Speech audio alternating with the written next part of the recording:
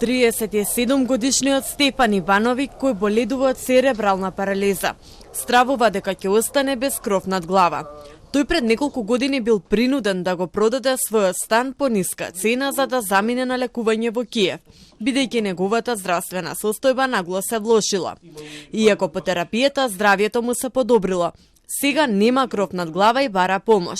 Вели дека документите за социјален стан ги поднел уште пред 2 години, но за сега нема одговор. Јас се нервирам, најголем проблем сега ја немам кров над глава.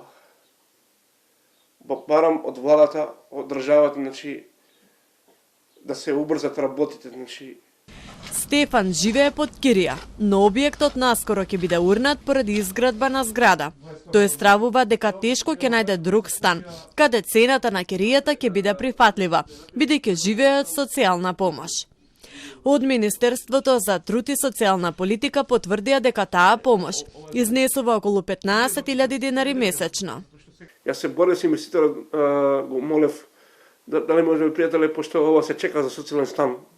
Има ова, нема шанси, вика ти, како прво не си ми ни роднина, ни пријател, ја тебе вика не те познам. Во однос на лекувањето што Ивановиќ го платил во странство, од Фондот за здравство посочува дека лекувањето со матични клетки не го финансираат, бидејќи не е стандардна терапија за церебрална парализа. Во конкретниот случај, примената на матични клетки кај церебрална парализа не представува докажана и стандардизирана терапија, поради што не може да биде предмет на финансирање од страна на фондот.